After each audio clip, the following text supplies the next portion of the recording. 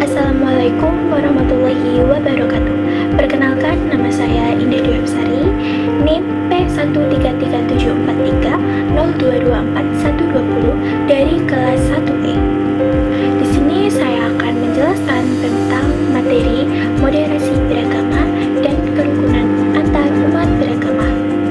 Yang pertama yaitu apa yang dimaksud dengan moderasi beragama dalam Islam, dan yang kedua mengapa kerukunan antar umat beragama penting dalam Islam, dan yang ketiga bagaimana cara mencapai moderasi beragama dan kerukunan antar umat beragama. Baik, sebelum saya menjelaskan pertanyaan ketiga itu, di sini saya akan menjelaskan tentang perbedaan antara moderasi beragama dan toleransi. Ini saya akan menjelaskan perbedaannya terlebih dahulu. Nah, perbedaan toleransi dengan moderasi beragama ini sangat berbeda. Kalau toleransi itu merupakan sikap saling menghormati dan menerima perbedaan keyakinan antar individu atau kelompok, serta mengakui hak setiap orang untuk beribadah sesuai keyakinannya.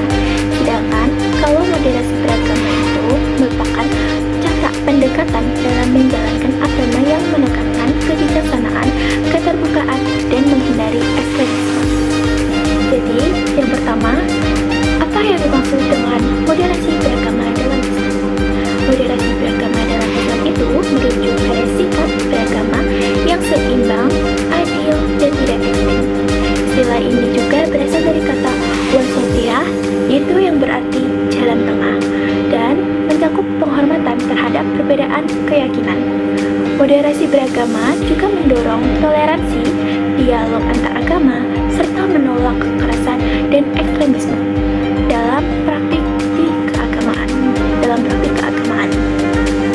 Kemudian dalam konteks ini pula, moderasi dianggap sebagai prinsip penting untuk menjaga kerukunan hidup beragama di masyarakat yang majemuk.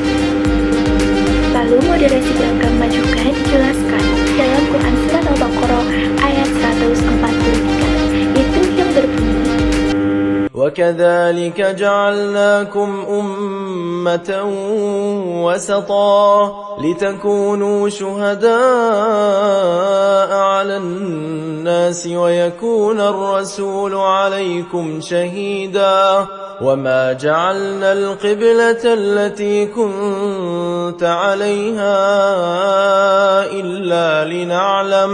إلا لنعلم من يتبع الرسول ممن ينقلب على عقبيه وإن كانت لكبيرة إلا على الذين هدى الله وما كان الله ليضيع إيمانكم إن الله بالناس لرؤوف رحيم. Pertanyaan kedua yaitu mengapa kerukunan antar umat beragama penting dalam Islam? Kerukunan antar umat beragama penting dalam Islam karena menciptakan kondisi damai dan harmonis di masyarakat. Ajaran Islam menekankan toleransi, saling menghormati, dan kerjasama yang memungkinkan umat beragama hidup berdampingan meskipun berbeda keyakinan. Selain itu, kerukunan ini juga mendukung pembangunan nasional dan integrasi sosial serta mencegah konflik yang dapat mengganggu stabilitas. Dalam konteks ini pula, Islam mengajarkan bahwa perbedaan agama tidak menjadi penghalang untuk saling memahami dan kerjasama dengan kebaikan bersama. Oke, yang terakhir, bagaimana cara mencapai moderasi beragama dan kerukunan antar umat beragama?